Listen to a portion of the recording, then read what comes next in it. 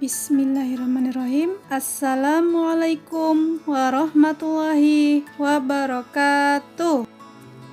Alhamdulillah, puji syukur kehadirat Allah Subhanahu wa Ta'ala yang telah memberikan ananda semua, ayah bunda serta ustadz ustazah kesehatan sehingga bisa merasakan nikmatnya menjalankan ibadah di bulan Ramadan yang mulia ini.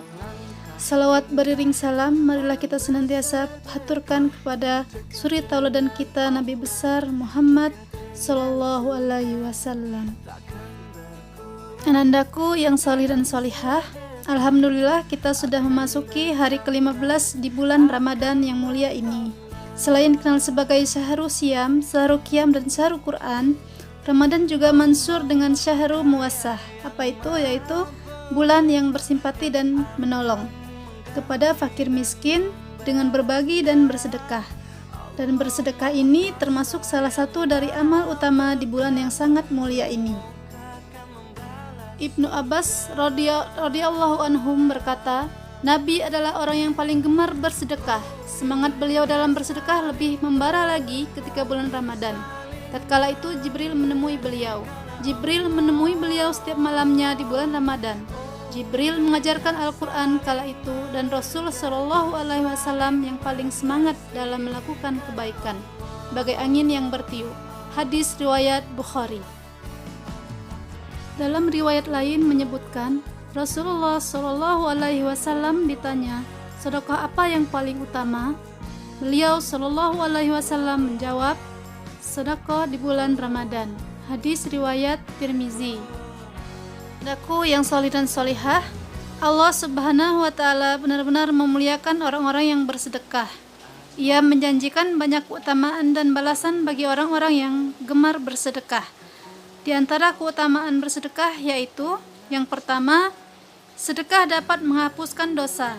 Rasulullah Shallallahu Alaihi Wasallam bersabda, sedekah dapat menghapuskan dosa sebagaimana air dapat memadamkan api. Hadis riwayat Tirmizi. Keutamaan yang kedua yaitu orang yang bersedekah akan mendapatkan naungan di hari akhir.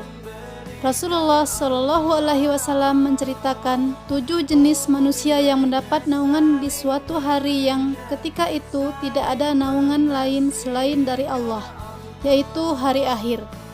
Salah satu jenis manusia yang mendapatkannya adalah seorang yang bersedekah dengan tangan kanannya. Ia menyembunyikan amalnya itu sampai-sampai tangan kirinya tidak mengetahui apa yang disedekahkan oleh tangan kanannya. Hadis riwayat Bukhari. Yang ketiga yaitu sedekah memberi keberkahan pada harta.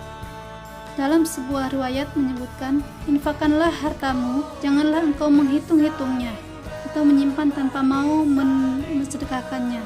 Jika tidak, maka Allah akan menghilangkan berkah rizki tersebut. Janganlah menghalangi anugerah Allah untukmu. Jika tidak, maka Allah akan menahan anugerah dari kemurahan untukmu. Hadis riwayat Bukhari. Keutamaan yang keempat yaitu Allah melipat gandakan pahala orang yang bersedekah. Dalam Quran surah Al-Hadid yang berbunyi ayat 18 yang berbunyi, Bismillahirrahmanirrahim.